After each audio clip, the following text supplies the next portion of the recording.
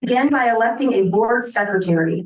If you have spoken with someone about this, you can put that person. That's your script. That's why it's in italics. You don't read that. I don't read what. Oh, we will begin. Yeah. Okay, it's just fantastic. Sorry about that. Working from script, so. Thank you. And Public comment before election of board secretary? no, it's an election. That's there first so that there's a secretary before we get into the anything minutes. You're fine. That's Okay. If you've already spoken with someone about this, you can put that person forward now. that was for you. That was my note to you. Okay. Oh, no, I have not. Okay. Has anybody spoken with anybody about? So it would be board secretary? nominations from the floor. Fantastic. Otherwise, we will accept nominations. Will self-nominate. I would be happy to serve as board secretary. I would second that because I was trying to make on to the issue. Oh, well, thank you, Andre. Should have just moved the Are there any other nominations? I guess by a unanimous decision, is there anyone who says no? So you probably just want to do call the question. All in favor of electing Michelle? All in favor of electing Michelle Payne, Secretary for the Town Plains Public Library Board of Trustees, please respond by saying aye. Aye. Any opposed? All right, thank you for agreeing to serve. Fantastic. Moving on to public comment, I would now like to give members of the public who signed up to speak the opportunity to speak. We will limit this portion of the meeting to 30 minutes to enable us to move to the business in a timely manner. There are 12 people signed up to speak today. So in order for us to get them all done in 30 minutes, each speaker will have 2 minutes and 20 seconds. We will ensure that everybody has the opportunity to speak. Okay. Because our meeting is held in the public, we're requiring the highest and best decorum from all attendees. Our meetings will be a safe space where people can share their thoughts and ideas with the board. Absolutely no comments, applause, signs, or outbursts from the gallery of attendees will be allowed during the public comment. This is based on many of the emails that the board has received. Okay, I will tell you who's first and then who's on deck. Let's see. Nancy Coughlin, and on deck is Naomi Cowett.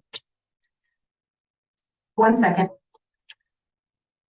Do you want to wind it down to two minutes? It has a 3-minute and a 1-minute option, so I will call. Do you want to just do it from your phone, or is that?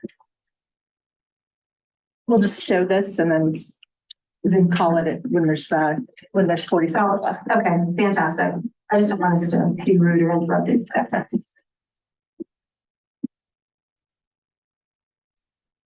I am a retired librarian. I have found the changes in the collection policy alarming, especially the lack of respect for the librarian's knowledge and how books are selected. I'm curious as to how much research the board did before making their selection policy decisions and how big of library users they were before they're being appointed to the board. I've been a reader and library user my entire life. What I learned from my mother, you need information or answers, go to the library. That and that knowledge is power. I would hope that all patrons of HEPL would have the same opportunity without having to do a scavenger hunt to find certain materials. The concern that certain groups have for books that contain something related to sex and how, according to them, it will predictably sexualize children astounds me. I grew up in a Christian household. In the 6th grade, we had a talk in my public school. I was provided no further information at home before or after. My freshman year of high school, the book, Everything You Always Wanted to Know About Sex But Were Afraid to Ask, was published. A boy in my English class asked if I wanted to read it. I read it and returned it to him. I was exposed to a lot of information in that book, was probably surprised by it. It did not change my behavior or who I was. I was still a shy, conservative teenager whose values did not change. Thank goodness I had access to some information. Teens need to learn about their bodies, what sex is, dating relationships, etc., just as they learn about history, math, how to cook, etc., so they're prepped to cope with what is unfortunately a sexualized world, such as when you are attending a Christian school and one of your teachers or coaches is grooming you. I agree that some titles for teens are more graphic than years ago. The children today are used to receiving information in a much different way than any adult in this room when they were the same age. Now there is the internet, websites, blogs, Instagram, ads on TV, cable streaming, TikTok, cell phones, etc. I would be more worried for teens.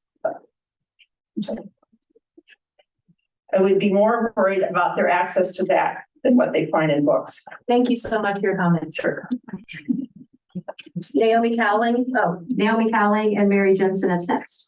Did you say 2 minutes? 2 minutes and 20 seconds. Okay, let me turn it. Everybody here, okay?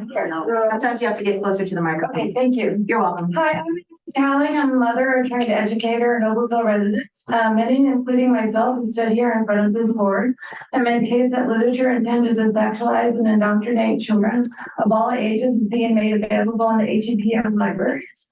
Therefore, providing this literature, children are being harmed. Today, I continue to urge the board to take a stand to protect children by considering the following questions, addressing additional areas of child safety in the HEPL libraries. Are the libraries safe for children? Are library policies regarding the safety of children lax? If so, is it intentional? Are current policies and procedures regarding children being enforced? If not, is this part of the library's culture among staff members? Are children under the age of 12 that are alone in the library approached by staff to inquire as to where their parents are? Are children able to roam freely in the adult section? Can a child check out any book from the adult section at the kiosk with no alerts to staff? Why aren't children required to check out books with the library staff as an extra layer of safety? Why are there no checks on adults without children entering the children's section? How can the library better protect children from child predators? Are you aware of any police reports or crimes being perpetrated against children in the HEPL libraries? If the answer is yes, could they have been prevented by a more vigilant set of policies and procedures to protect children in the library? If so, are they a result of lax enforcement of already existing policies and procedures regarding children? As a board, your highest calling in this community is to ensure the safety and innocence of the child patrons. Thank you for this opportunity to speak with you today. I will email these questions to you, and I urge you to answer them and act immediately on your findings. Thank you. Thank you, Naomi. Up next is Mary Jensen, and then Crystal Taylor is after that.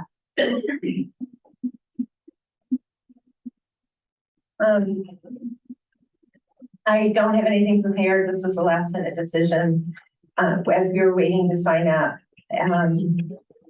I noted that people got here very early to sign up because speakers have been limited last time. And thank you for adjusting the time tonight. I really do appreciate that. But last time it was 3 minutes and it was very limited. Tonight, it was shortened from 3 minutes, but it's frustrating. I mean, we shouldn't have to get here so early to be heard. If it could be more random, there's other ways to select speakers than having to get here so early to be heard. And then the agenda says that we're supposed to adjourn at 7:45. I think it's more important to hear people from the community than at a specific time. I think with the previous president, it was easier to be heard. I think we were told that you were limiting it to 10 people. I just think there needs to be a better way, maybe look at best practices. I also just saw a letter that was put out to patrons, stakeholders, and taxpayers. The word "I" was used many times. I'm wondering if this was from the entire board. Anyway, it just seems that there's some changes that have happened that don't appear to be from the entire board or something that was voted on. I'd like to see processes procedures to be voted on by the entire board, not just laterally decided on. I've noticed some definitions added to the policies and procedures that just suddenly appeared that I think, again, were just inserted, who knows where they came from. It just seems like things are just happening, statements being made, procedures aren't being followed.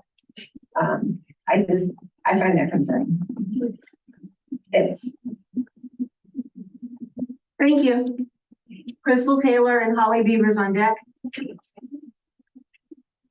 My name is Crystal Taylor and I'm a resident of Noblesville. I'm asking the board today to have a vote to remove the sections of the collection policy that have been paused for months now. A policy that has clearly not worked as intended and has taken time, resources, and money to implement. Adding in listening sections that will then cost more library resources when it's clear this policy has not worked. A policy that has taken away agency for parents, children, teens, and patrons as a whole. A policy that has time after time put adolescent material right next to adult material. A policy that has placed age-appropriate romance books next to adult smut books. A policy that has placed age-appropriate children's sex ed books next to adult sex ed books. A policy that has forced children, teens, and their caregivers into the adult stacks, where it is far easier to be exposed to illicit material. As an active member of this library, this is actually my 4th visit to a HEPL branch this week alone. We are what you call active patrons of the library. My children and staff and I are easily recognized by library staff. That staff I entrust have the best interests at heart for my family. Staff that I know are highly qualified to shelf books in the manner set by library science standards. Staff, I hope, will be able to have their time fully back on the jobs and tasks they were hired for, and not for moving books just because a small minority don't agree with them. Staff that I don't expect to parent my children for me, and instead I take the responsibility to find materials appropriate for my children. Thank you. Holly Beaver and Kara. Then Kara H is after you. I'm Holly Beaver, and I've lived in Noblesville for over 45 years. I'm a retired librarian, but I just want to encourage you to vote this evening on the collection policy that has been on the table. The one to delete, I think it's paragraph 5, appendix A and B, of the collection policy. I don't think it's necessary to hold neighborhood meetings because I'm sure you've already had emails from the community about this issue. And I can tell you that county commissioners and the county council members have had a lot of emails about this issue. So, and you've already heard from hundreds of people. I mean, this room is usually packed. This is really small for tonight, but your rooms have been packed. In fact, some evenings there were 2 rooms that were packed. So I don't think they need neighborhood meetings. That would be another unnecessary expenditure. You have all the input and all the information already at your fingertips. So I urge you to move forward and vote this evening on the issue that's on the table. Thank you. Thank you. Kara. Wong. I'm sorry, one more time. Wong. Wong, I'm so sorry. Thank you. And on deck is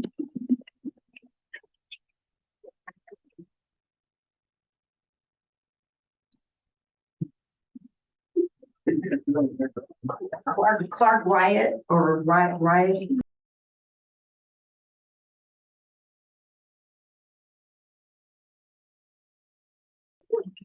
Gail? Oh, Gail. Okay. Thank you. Sorry about that.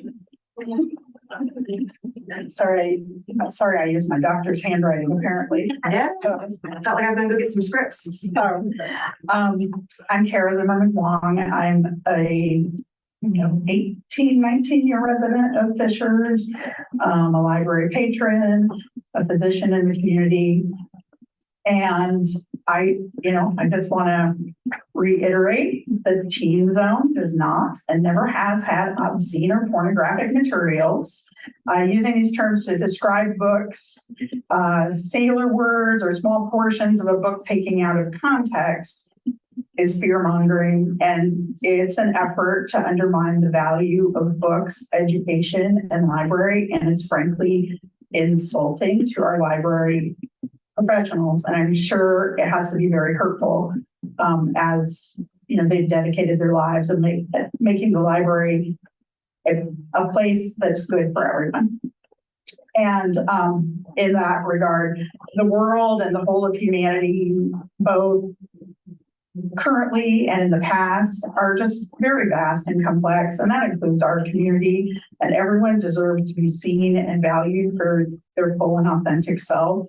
They deserve to see their own reality and experience reflected in media.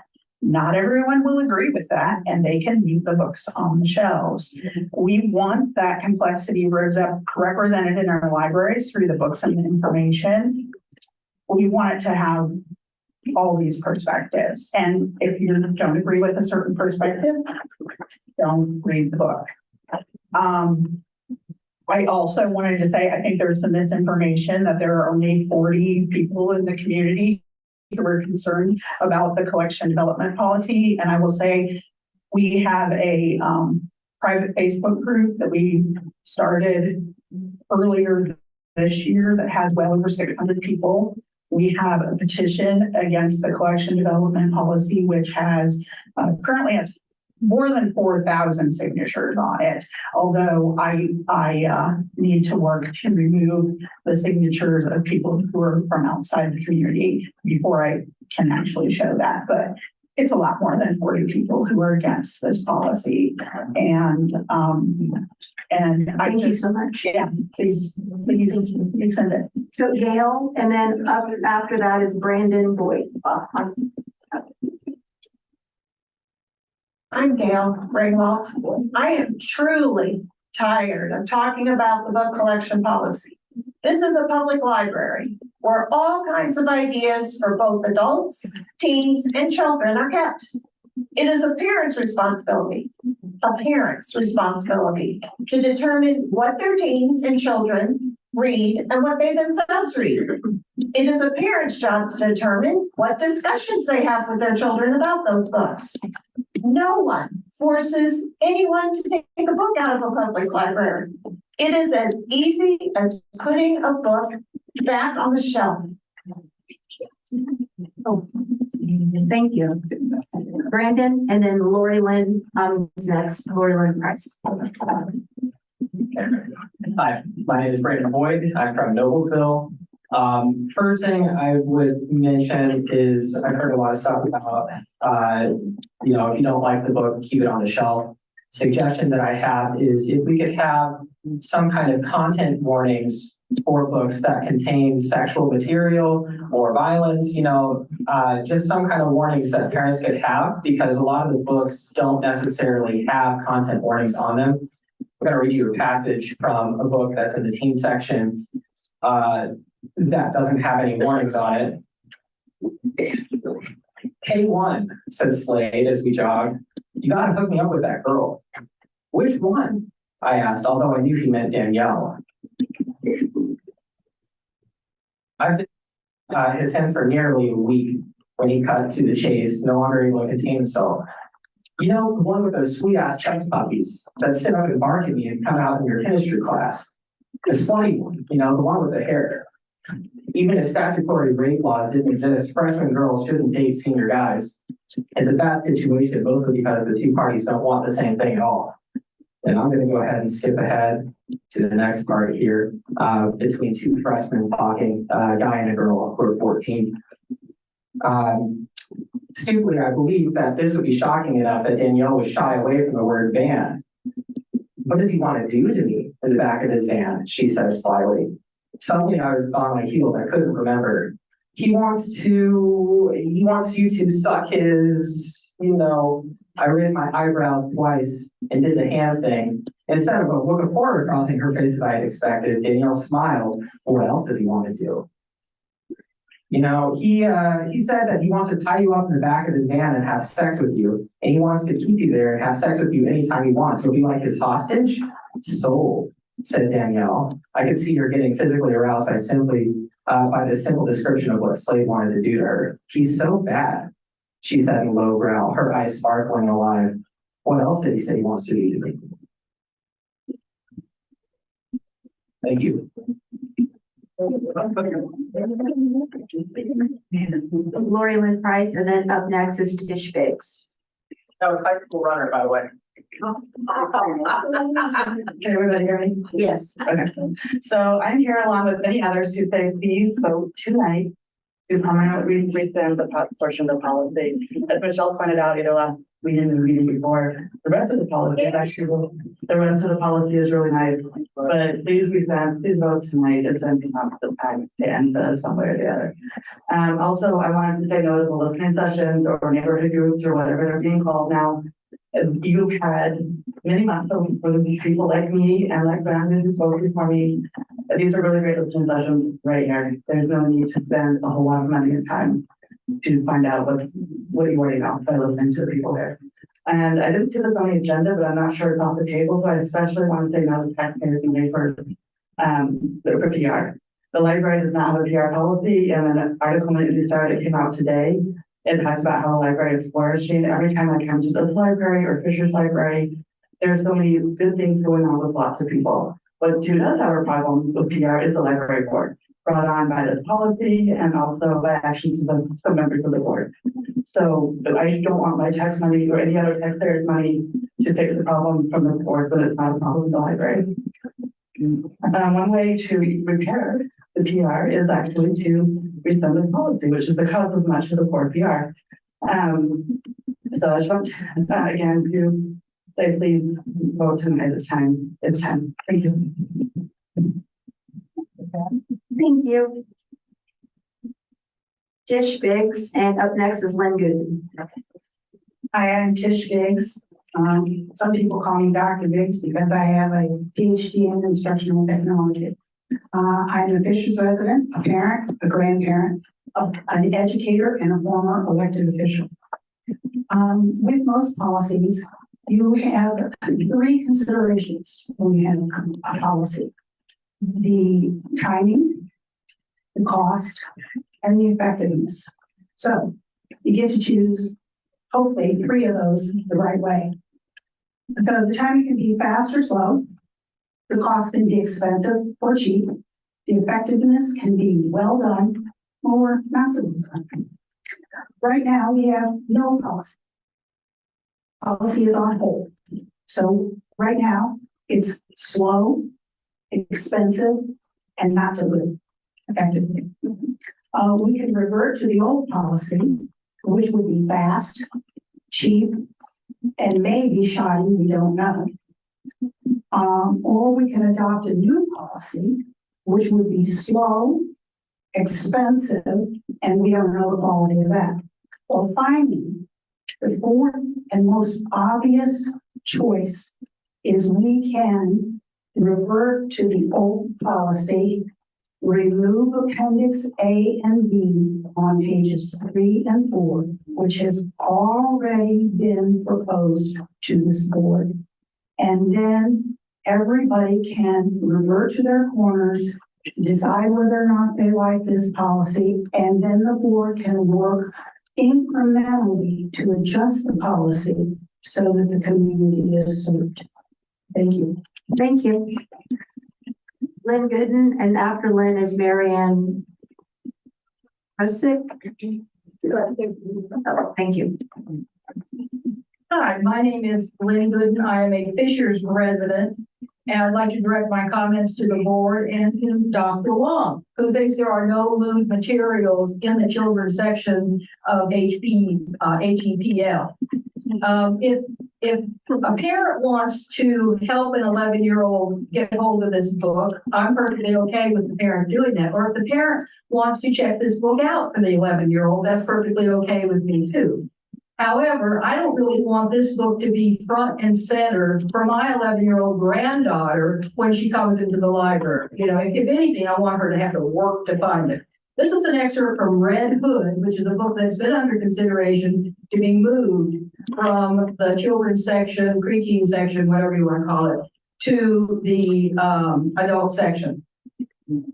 His nose brushing your right nipple, his lips capturing it, his tongue circling, his teeth skimming and biting, not hard, just enough to make your hands tighten into fists and clench the blanket, enough to make your legs begin to quiver.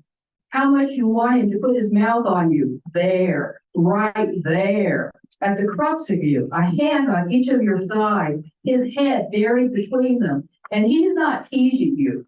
His tongue and lips press into you as his fingers pull you apart, as you come undone beneath his hands, the hot, firm pressure of his tongue against your center, the insistence of his hands on your thighs, the building wonder of your pleasure rising. Oh, that is not familiar. That is brand new. You gush. That is the word, the only word. You gush as pleasure becomes too much to survive, and it bursts like a shaken up can of soda. It tickles and it burns and it ripples from your center outward, impulses of sensation so intense you are pinned by them. Half hand wrapped around his erection, you lean up to kiss him, his dark, flat chest. The tight black curls of his pubic hair surrounding his erection. It's wet tipped and urgent, and you stroke it with your fingers. You kneel over him, letting your hair hide your face as you reach between your bodies. Find his penis and guide it toward the entrance of your vagina. You lower yourself onto him, his hands. Thank you. On your hips. Thank you. Next book is Marianne, Red Hood. Next book is Marianne. Members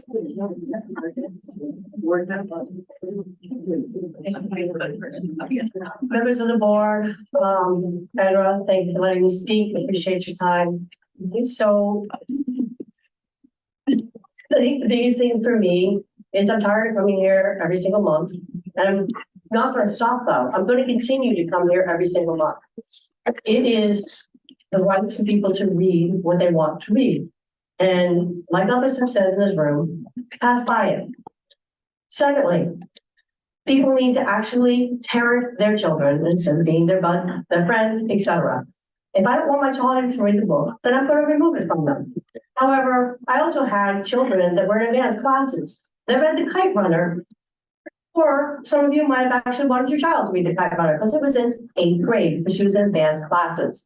So what we have to look at here is this is a public library. This is not a church library. This is not a library that is for just one group. And the policy quite clearly says that the parents are responsible for what their children check out. I think that the board needs to look at one, taking care of the policy and reverting it back to where it was. If somebody doesn't want to read the book, like Red Hood that was just read to us, then put in something in a piece of paper, say that you've read the book, hopefully you actually are telling the truth, and say you'd like this looked at by the librarians. Go back to the old policy. Why are we moving thousands of books when there's only a handful of books that are probably the issue? Certainly, Mr. John Green's book should not have been moved. And if somebody disagrees with me, that's fine. That's their own opinion. But I don't believe that it should have been moved. We've asked several times for you guys to revert the policy back. It should be done tonight. Are we waiting until after we see what the election results are and who's going to be where? Are we going to wait till after we get a new member of the board now that Dr. Madelon stepped down? This is all silliness and it's all stalling. And quite honestly, the community's tired of the stalling of this board. This board is not moving in the direction it needs to be. Oh, we're going to have listening sessions. I don't think any of those listening sessions are actually on the books yet. So again, 2 months and we still don't have a listening session. We need to move. We need to take the policy and fix it. We need to put it back to where it was. Let people write the things that they're saying. They're upset. Thank you so much for your comments. Thank you so much. Thank you. Moving on to the consent agenda. I will accept a motion for the approval of the consent agenda. Second. During discussion. All in favor of the approval of the consent agenda, say aye. Any opposed? Motion carried. I'll accept the motion for approval of claims and warrants so we can move to discussion. I'll move to approve this and that. Second. Are there any questions or discussions? Oh, as the treasurer, was there anything that? No, our bookkeepers are very busy and all of the divisions, I think to the point you heard in the public comment, a lot of good things going on, a lot of money moving out and through and good money being spent for good things here in the library. So it was an interesting task to know what the CFO, hopefully hire one soon. I don't want to have too many more months. Any questions I had, Andrew and I talked about it, it made all sorts of sense. All right. All in favor of approval of the claims and warrants, say aye. Any opposed? Motion carries. I'll accept approval for the 2024 library budget as presented. So moved. Seconded. Are there any questions or discussion? Okay. All in favor of approval of the 2024 library budget, say aye. Aye. Any approved? I'm sorry, any opposed? Motion carries. All right.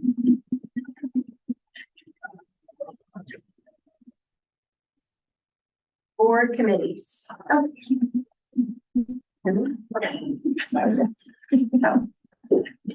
Moving on to board committees. Here we go. So we do have a new vacancy on the board. So there is the opportunity for some folks to be on some committees, and I'm super excited. Let's see, Andre, I'd like to move you to long range planning. Bill, I'd like to put you on the nominating committee. And the slot on buildings and grounds, I would like to hold that open until we get a new member. Hopefully we can get somebody with project management experience in there. And we can discuss this a little bit more under new business, but I do think that I'd like to stand up an ad hoc policy committee. I know it's in the bylaws that it needs to be done in October, but I think that might be helpful. I wish we had legal counsel, but I don't think that there's a timeline on when you can add a new committee. Okay. And you can add a standing committee at any time with a majority vote of the board, according to the bylaws. Fantastic. And we can come back to it during new business, but I just want to put that out there. I know that there's a lot of policies and procedures that we have that could stand to be reviewed, edited, updated, and then maybe some holes and some gaps that we have. And I think part of it will go with like legal counsel because we'll need some of their support there. Typically, we do a legal counsel review for any liability that language might have, and to ensure alignment with state law. Okay, fantastic. So we can go ahead. If I may add one thing on the committees, I'll throw this out there. I don't know how other people feel about it. I know I'm presently the chair of the finance committee. I was put as the chair because I was in Andre's position. I'm happy to keep serving, but if you want to switch things around so Andre can take that role, So do you want to switch? That makes sense. And do you want to be on long range planning? That's fine with me. Fantastic. So, like, guys, I'm not trying to get out of that. No, that makes sense. You'll have a unique perspective, right, Andre? And then with nominating, so Micah was the only one left from nominating, and now Bill, so we need a third, is that right? Yeah, I was going to be on that one. Oh, okay. Yeah. That's fine. Let's see, and that goes, let's create on long range. Fantastic. Tiffany, can you send that to me so I can get the document updated? Sure. Thank you. Or you can hand it to me. Yeah. That's great. Yeah. In standing up the policy committee, if you already identified individuals you plan to add to that committee? No, I have not. Let's see. No, I'm not.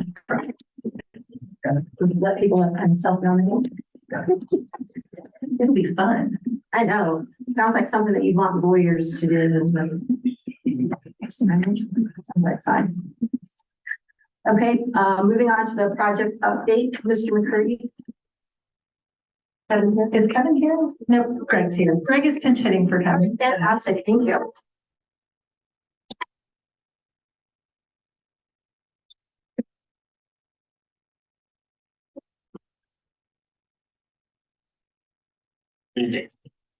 I am shorter, heavier set architect, you know, so. You're gonna.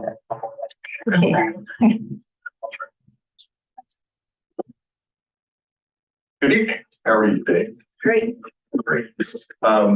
Start to report, there's a couple things that put in the board packet. One is the written report, and we also have the change order report. I will say that as far as change order reports go, both the phase one contractors, W.R. Duncan, our Turner really did have a lot of changes that occurred in the past 30 days or so. So I can probably concentrate on Ferguson's report. Ferguson had a couple things that came out during the last 30 days. At Fisher's Library, we kind of resolved some issues with the children's area with regard to the center ceiling area. We actually asked for credit back for the work that we weren't going to do in that area where the tree sculptures could be placed. There's also some additional pending changes that we're going to be doing in the program room. It's going to include replacement of the entry doorways into each of the program rooms, to kind of widen those out into a pair of doors in the center and a couple standard entrances on either side. We also have some additional electrical and data outlets we're putting in the staff area for the children's area as well. We relocated furniture, put it back in place. We actually relocated some of the desks, so we need to add that in the next couple of weeks. Ferguson, when it comes to Noblesville, we had a couple things come up. One, we issued a change order that actually was a follow-up to alternate bids we had and didn't accept at the time we did. And those had to do with restroom renovations in the buildings. We've got several restrooms that are all the public restrooms in the building that we're actually going to do full renovations of now. That's under Ferguson's work. We do not know yet how long Ferguson's going to take to do that work. They owe us a timeline for that, but I would guess it's going to go into early spring, maybe late spring next year. So. Now, is that substantial completion? Not quite. All those of you that in the meetings know that was correct. Oh, yes. No, I think when it comes to the board report, there's a couple additional things I noticed today. It's been about 2 weeks since it's been on site, and we have a few updates to make. So I'll just kind of hit those highlights. When it comes to the change orders at the program room, I mentioned the change out in the doors. At Fisher's, we're looking at the work that's been done since last time inside the masonry screen walls in the exterior. We actually painted the exterior or the actually block side of the wall, which is actually concealed for the most part. One of the things in the phase 1B construction on the south side that was holding us up was the sidewalk along Municipal Drive. One of the things there was an AT&T box that was holding up placement of the concrete. That's all been resolved. The concrete walk is being put in. We also resolved a couple of lighting issues out there along that. So all of that will be resolved by the end of this week. So that's good news. When it comes to the phase 1B interior work, one of the things that is doing is going to hold up potentially the work in phase 2 that Ferguson is doing in that area in the lobby, as far as finishes, all of that. We found out today that RL Turner will actually be about 2.5 weeks before they can take down that barrier wall and open up that whole area. They'll have it cleaned up by then and all the final finishes in place. One of the things that's going to be occurring next week that wasn't in this agenda is actually placement of the site signage. That's actually large monument signs in front of the buildings. Foundations will go in starting Monday, be completed by the end of the week, maybe early the following week. And the actual site signs will be placed probably sometime in late November. That's being fabricated at this time. Kind of on Noblesville, kind of look at a couple things. We actually went through a process last month and a half getting signage permits. We actually have those now. So that allowed the sign companies to place the work in the next couple of months. Met today on one of the things we talked about with W.R. Duncan today. They have some lingering issues that still need to be resolved. still have no panels. We have some gutter issues. They're aware of it and they're in the process of fixing it now. When we looked at the mechanical yard area, one of the outstanding items there was the mechanical fence that's been on this list for a couple of months now. That has been resolved. They're going to be out here next week to start doing the final enclosure of that fence with the decorative fence that surrounds it. So I think that's not all I had as far as updates to the board update. Do you have any questions on anything? When do you anticipate completion? Which project? Well, Arnold Turner's phase one, we're actually looking at some time in, as far as opening up the project and being able to utilize that south entrance, we're looking at probably the first week in December. So there's still going to be some lingering things going on. We still have our tiles installed, the sculpture installed, things like that, but nothing that would prevent you from actually utilizing that entrance. One of the things tied into that, I mentioned Ferguson is actually doing the interior finishes, carpet, paint, and the main lobby. That'll take a few weeks to complete. That'll probably be completed by the end of the year. So there'll probably be some work going on in off hours, like 6 to 9 in the morning in those areas with lifts and people working, but they've been pretty seamless in the way they've handled things throughout the construction.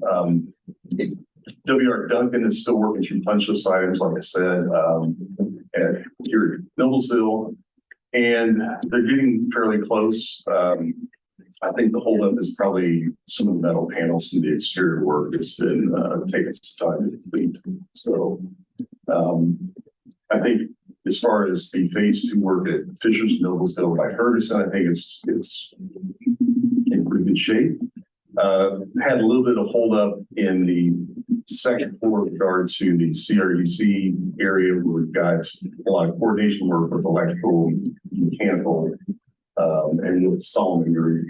It's all been resolved now. We issued a bulletin today that actually coordinated all the electrical work between Solomon Group, our engineers, and the electrician. It's actually doing work. So they have all that in hand, guided and move forward.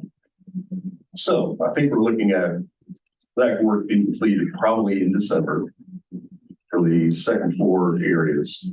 The administration area and all the renovation for finishes and all that would occur probably in January, sometime mid-January, and probably completion of all of the works probably to be somewhere in April. Like I said, depending on what the restroom work would be, that's still going to go on probably past April, I would guess. We've got more materials to get geared up for that work, but it's going to be carried into probably late spring, early summer. So Early summer? Well, I think it may. So Okay. May, yeah. Well, last month it was in April, so. Oh, okay. Well, we don't know about it's the restroom work that's really Okay. kind of holding up. So. Okay. Okay. Thank you. Any other questions? Thank you. Thank you. All right, moving on to the board president report. This was actually the document that was added online. It's actually from the board president. It's not from the entire board. It's actually from the board president. That's why it has the I in it, and then it's signed at the bottom. And that's important because we did complete a day of training. Just to let everybody know, we had a day of training. We worked on understanding roles and responsibilities of board members. We had an open door law training and being able to understand when we speak as a board and our processes for making sure that there are responses that we write and that we're working as a board. So that's definitely something that we're working on. This document, the board president report, is from me, the board president. We work with the public access counselor and we talk about public comments and making sure that this is a safe space. That's why we're asking for the highest and best decorum when we do have public comments, and then also adjusting that time, doing what we can to keep it limited to 30 minutes, but expanding it to as many speakers as possible. We talked about that. And then also in the board, in my report, you'll see the math there, just making sure that we keep it to 30 minutes with a maximum 3 minutes per person. And then just also talking about this being a very safe space. I think we did a really good job during public comments today, so thank you so much. One of the things we talked about was really being able to hear people.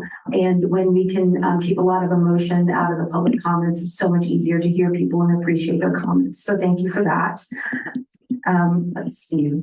And then I talked a little bit about wanting to do the ad hoc committee to look at our policies, just to make sure that we're doing everything that we can and updating them as needed. We do have a vacant seat on the board. Anyone who's interested in joining the board should apply via the county commissioners. It's important to note that 5 of the 6 current members live in Noblesville. The average age is less than 50. I think I might be the oldest person here. But you look the youngest. Well, thank you. Sorry. Thank you. I don't know. I'm actually 50. So, okay. All right. We're tied. Yeah, we're tied. So the average age is a little bit less than 50. And we only have 2 women on the board. We have no retirees. Candidates should be, I think it would be great if candidates would highlight successful experiences working with teams. Project management experience would be great. That's why we're holding open that spot on the Building and Grounds Committee. We, of course, have no say over who gets appointed to the board. It's solely done by the county commissioners. Compliance with rules and laws is of the utmost importance to our library board. We are currently without legal counsel and lucky to have 2 attorneys on the board with us who do not give us legal advice, but they're able to process information in a helpful manner as we navigate this time without counsel. We are moving forward with gaining information on listening sessions. If you looked in the board packet that was online, there's a proposal out there. I'm disappointed that we didn't have a second proposal, but we did reach out to another facilitator to get some information from her. Veterans Day weekend is coming up. That's very important to me. And then finally, I just wanted to answer the question about the cost of the audit of the teen fiction section. And in the FAQ document that we had on the board packet last time, there was some information out there about the cost. And with the people hired and the work that was done, it was a little less than about $30,000. So far below what was estimated. And as I've always said, we're at the intersection of library science and community standards. Moving forward, one of the things that we all agreed on as a board is that we want it to become a more strategic planning board and just leveraging our strengths to be compliant, to be strategic with better communication and focused on library innovation. That was what came out, the majority of what came out of our time together. So I just wanted to share that with everybody, and it's posted online. If anybody has any questions, more than happy to chat with you about it. So that's the board president's report. Moving on to the Can I make several comments? Sure, of course. Questions about that. This. So number 5, the vacant seat. Do we have updates from the commissioners about their timing? Has anyone heard anything? Have you heard anything, Fred? That's your opinion. No, I looked at their calendar. They most recently met, I think, this Monday, and obviously they did not make an appointment. I think they meet twice per month. So I'll check their future agendas to see if I see that on the calendar. Okay. Okay. Fantastic. Be nice to have if they could provide an update on timing. Okay. Do you know if they're still accepting nominees? I don't know. I could reach out to them. Yeah. If we're looking for when we might see a appointment and whether they're still accepting the nominations or not. I don't know, but I can reach out. That'd be fantastic. Helpful. I'll do that. And then just with number 9, the cost of the audit.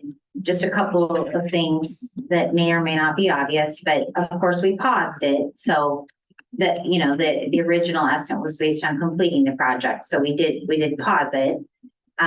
So the full cost, if we were to continue, is not reflected here. And then this also does not include legal fees, right? I don't know if that was wrapped into. I believe that 30,000 number is simply the hourly rate times the number of hours we had hired people for. There's a different number in the FAQ, I think. Okay, there's 2 numbers. There's the cost of hiring folks. Right, and then the cost of staff. Existing, staff time. Yeah. Yeah, I don't think that legal fees were added with that. Okay, great. Well, I just wanted to point out that it doesn't include that. So, thank you. Thank you. Moving on to our director's report. Okay. Are there questions or comments on anything in the director's reports? I would like to update you a little bit on the outreach vehicle. It is delayed due to model year differences between the 2023 model that we were originally basing our plans around, and then the changes to the 2024 model.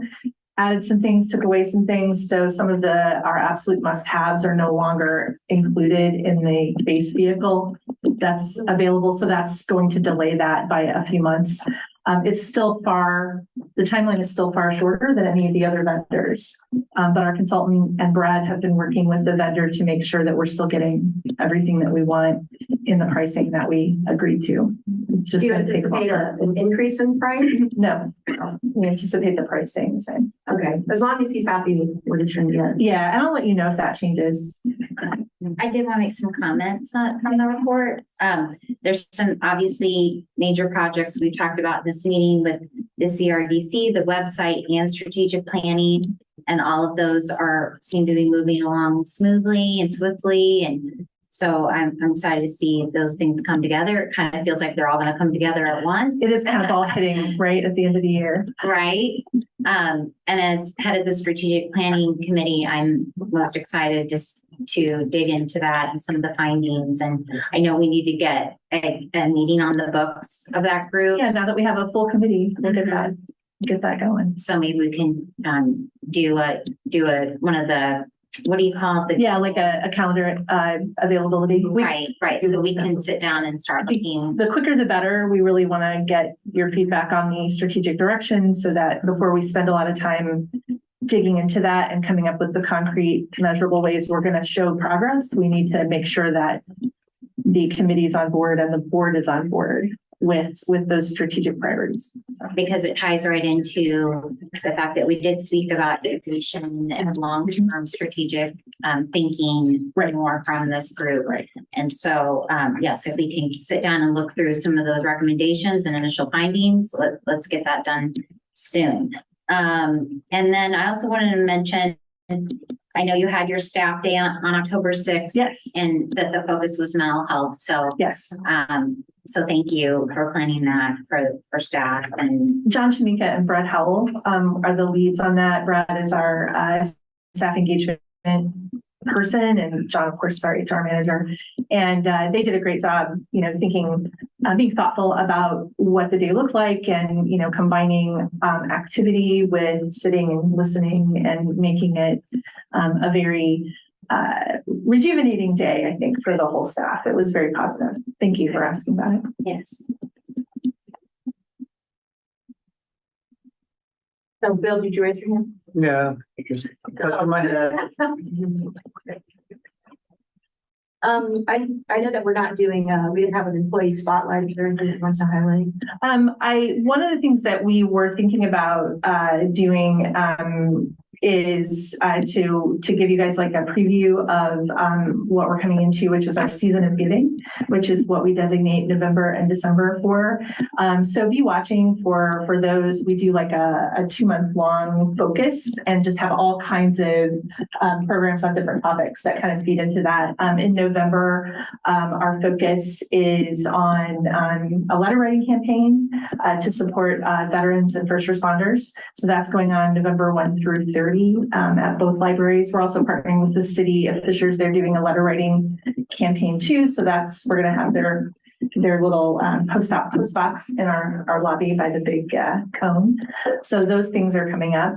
We do plan to continue for meetings having that service spotlight as part of my director's report, rather than maybe the staff spotlight that we were doing before. People are more comfortable talking about what they do than about themselves. So it seems to be a good fit, but thank you for asking.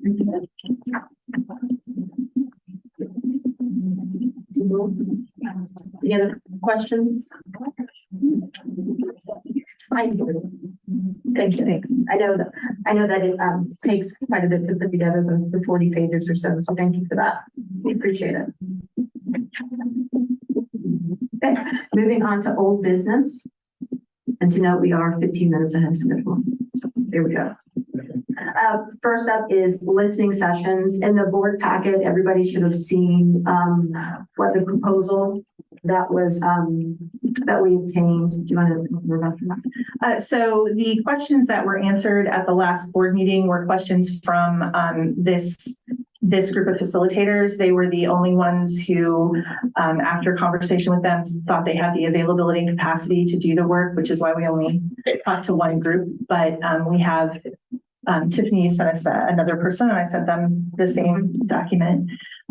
So the listening sessions, kind of as imagined, are very in-depth, and there's a lot of methodology to determining that we get a representative sample of the community and to pull that information in. I would like to point out also that we do an annual patron satisfaction survey, which is actually rolling out this coming month. We've been doing that now. I think this is the 5th annual one, so that we have that data we can compare year to year. The last survey we did, we had a really good response and saw, like a 90% plus satisfaction with every element of the library.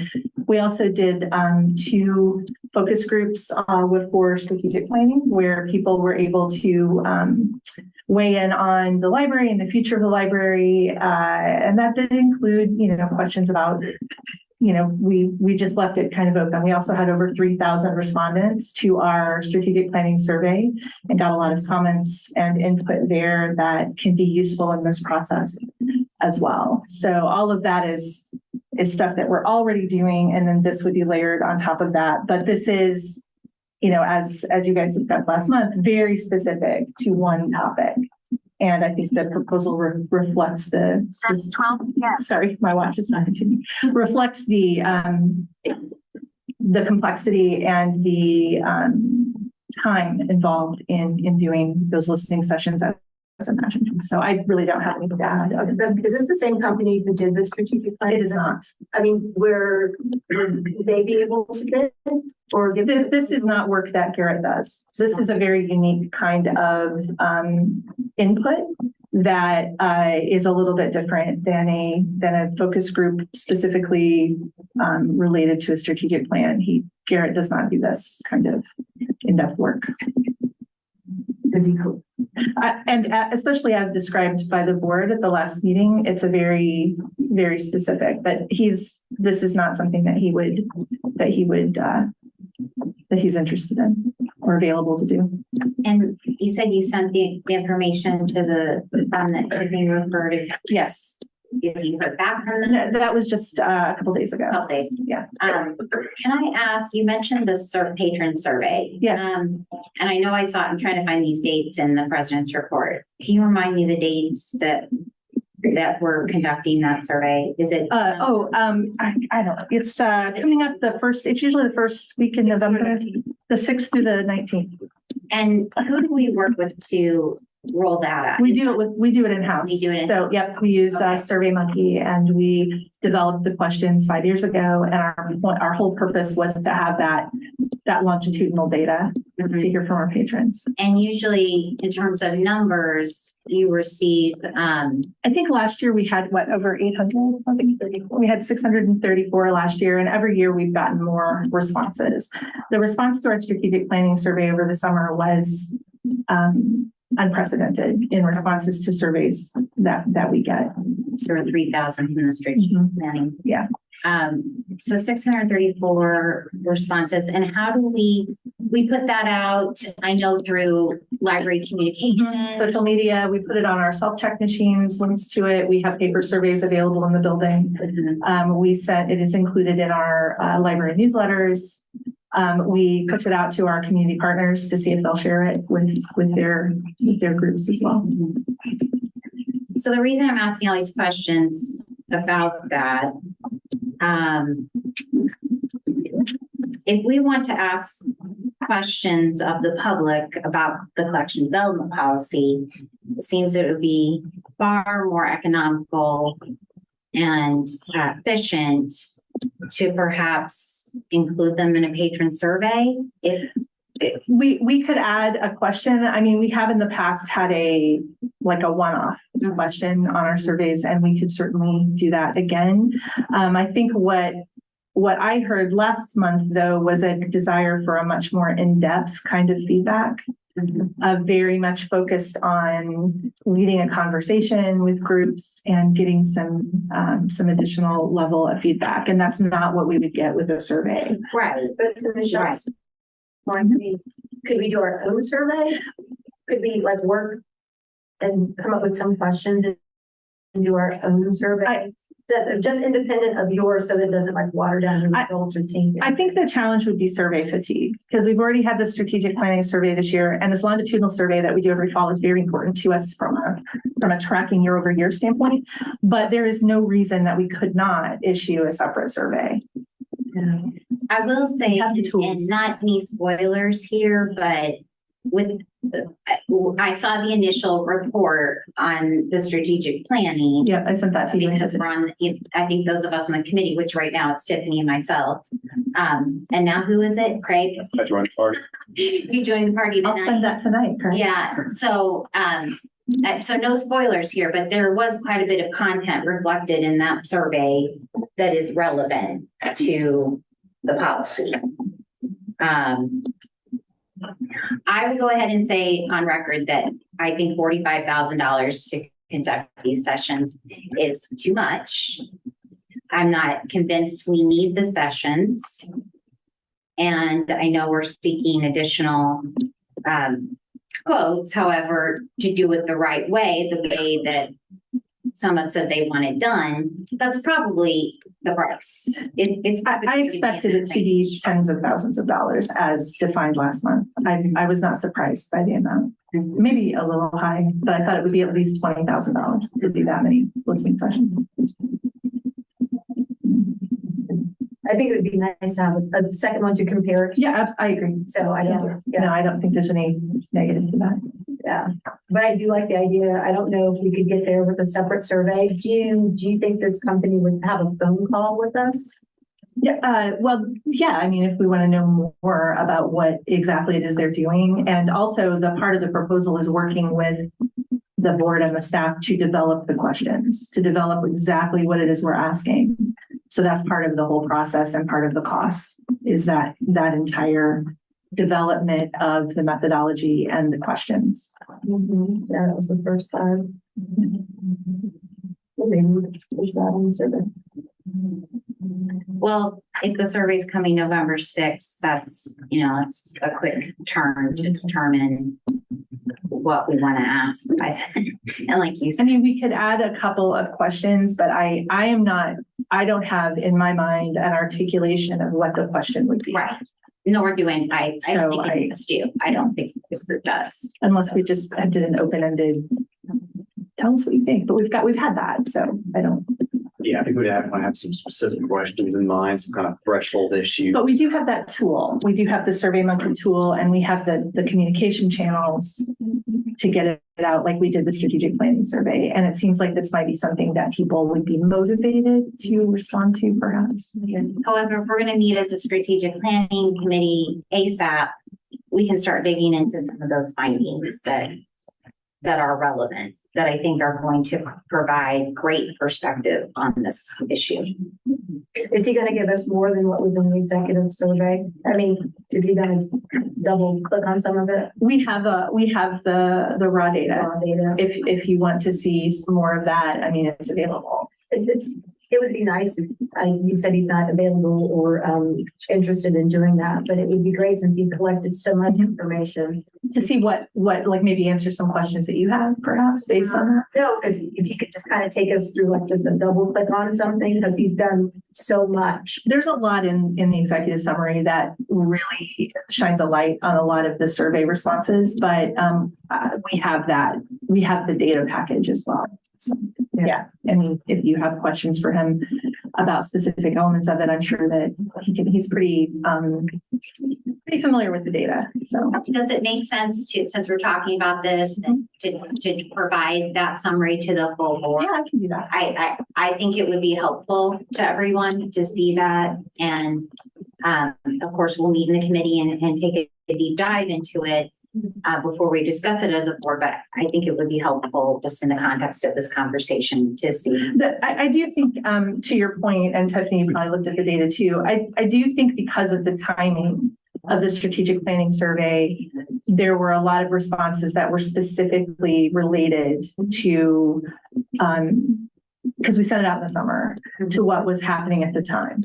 So there is data in there that, to your point, I think is relevant. Yeah, it's a lot of feelings, not necessarily like solutions, ideas. Well, and again, as I've said before, I think that when we talk about writing policy, you don't go to the public to write law. You don't go to the public to write policy. You hear from them what they want, and then you consult best practices and subject matter experts, and you as the representatives of the community then make those decisions and build these policies.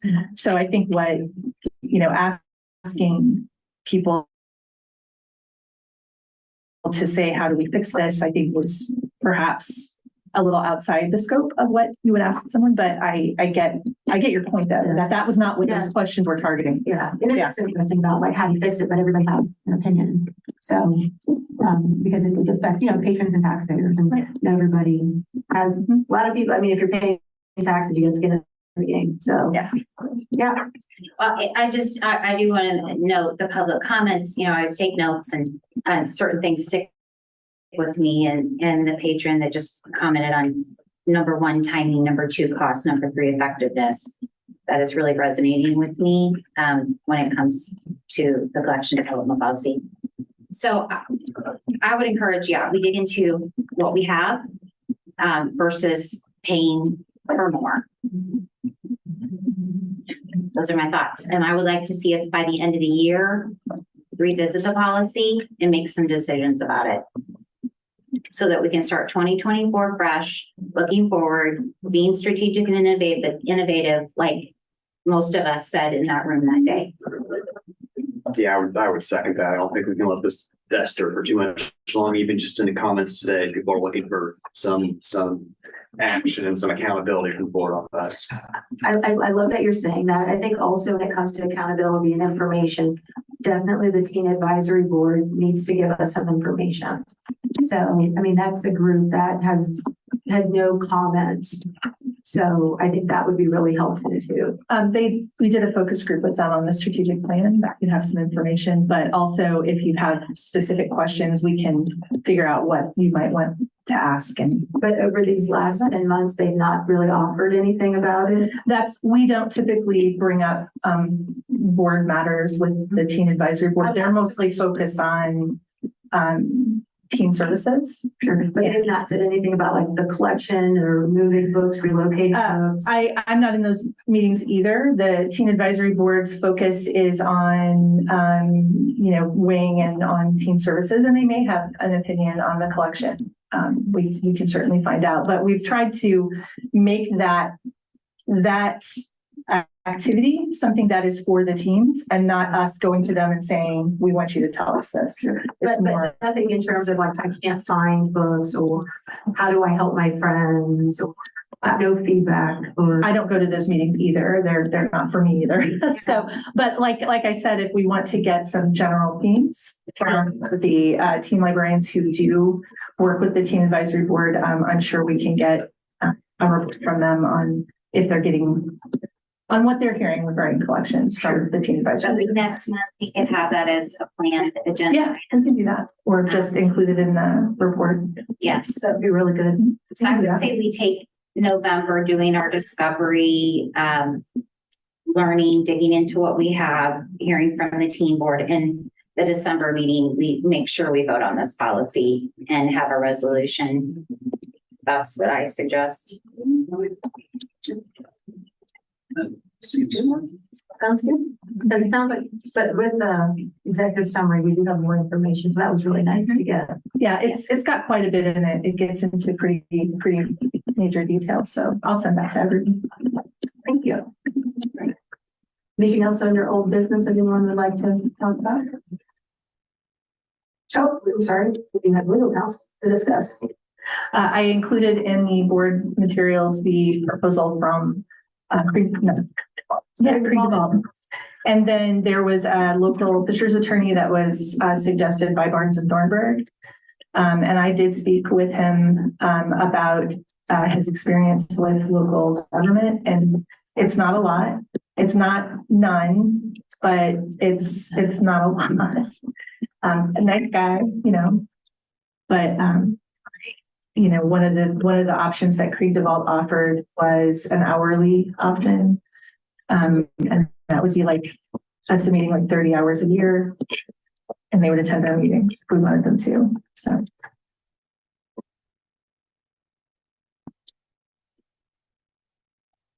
And everyone that met them liked them too, and felt good about them, but Creek DeVault. Yeah, I can say looking at, I know who's in play now. We've got Taft, we've got Creek DeVault, Smith. I've got opinions there. And what else? Unfortunately, Church Hill didn't.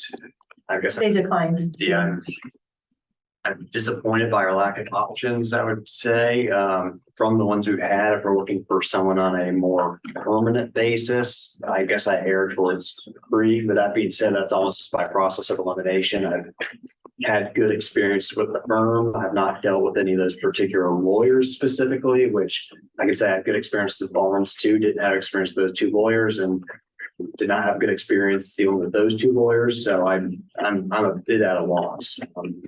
We can also,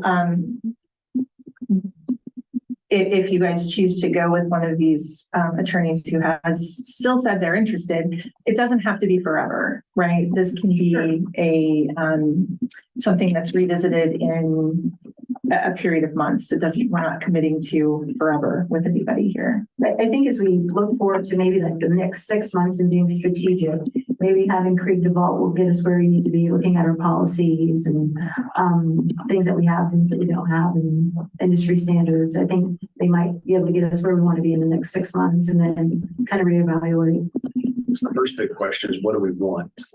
727. We got one extreme, had very active attorneys who are at every meeting.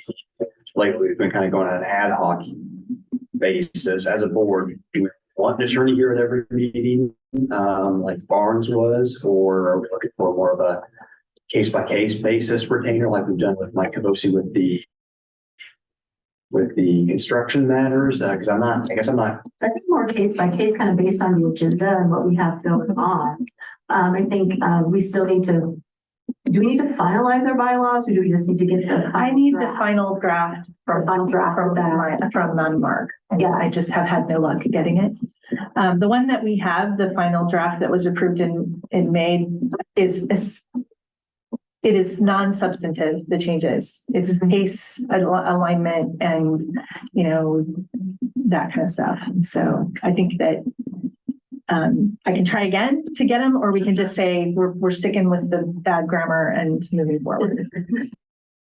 So to your point, I think that we do pretty well without having an attorney here. And then if anything were to come up, we can always reach out to them. Yes, I guess my suggestion would be identify what task we want them to do and look for somebody for that task. I see. Rather than having a general counsel. Right. I will say, I don't mind having representation here. We always had and attend the meetings. So as long as I've been on the board, we had a lawyer present, and there were many times I would ask Ann questions. I tried to ask the others questions, with not much success, but Ann was always very helpful at the meetings. So if we had a helpful lawyer, I think it would be helpful to have them at the meeting. Maybe we send Ann a very large gift basket. Ann is not going to go back. I guarantee it, but it's wouldn't hurt to ask her, but I think she has some words for us if we did. No, but I don't know. My impression is our retreat on 16th helped us a lot of ways of how the 7 of us and future the 8 of us type including in that as you should be in these meetings. So I think we're more comfortable in the Robert's rules sort of things that need that immediate, hey, what do we need to do? How are we needing to actually accomplish this in an appropriate fashion during the course of the meeting? Because unfortunately, for everybody who's a patron who wants to see change, boards are not built to act and react on things immediately. Things take time. This is part of government. Try working for local government. They don't want to work for the state and things slow down by eightfold. It's kind of crazy, but and I absolutely hear you that it was always felt good having Ann here and being able to bounce ideas off her, especially since she had other library experience a long time with us. But I don't know that we need that general counsel at this point without burning questions that we need answered. You know, writing a check for 55 grand, you know, that get Krieg in here, Smid, I don't know. If we were to make motions at this point to accept either of them, I think more likely along the lines, wait, Craig was talking to say yes to Krieg, but I also don't know that we need any of them here. And then I feel a little, I don't want to be once bitten, twice shy. And I feel kind of bit at this point having general counsel from Big Fun. Bill and Micah? Sorry, my voice is going out on me, but I would absolutely agree with what Andre said. I think we're doing fine. It's nice to have counsel here, but I don't think we need it at this point. And I think we do the case by case, and if we need help, we can reach out. So I think that's certainly the right path. Agreed. So what I can do is try to find someone who will maybe work with us on policy, who maybe is willing to experience to do that. Yes. Okay. And I will say that typically the attorney role is not crafting the policy, but is in reviewing what we craft to make sure, again, it aligns with state law and that there's no like language in there that's going to cause liability. But I'll see coming at it from that direction what I might be able to find. And I did call Ann and asked her if she had any suggestions. She said she'd get back to me. She hasn't. How long ago did you call them? It's only been a couple of weeks. I mean, it cost of a Krieg, we get a very nice gift basket. And to be fair, this is a very like specialized area of practice that there aren't a ton of expert attorneys because there's no money in it because it's local government. But so that is part of the challenge. Is there's not a lot of deep local government experience out there. So it sounds like our decision is just go with people based on tasks and no counsel at meetings. And I think maybe if we start there, we can develop a relationship and then move into that more close association, maybe. Yeah. Kind of Andre's point. I'm kind of shy at this point. I want to find someone I feel really good about before bringing them that close. Okay. I think I got it. So if you have anybody that you please send me their name and I'll call them. I promise that I have positive conversations with people. It's of course I'm not trying to scare them off. So. All right. So we're all good. So fantastic.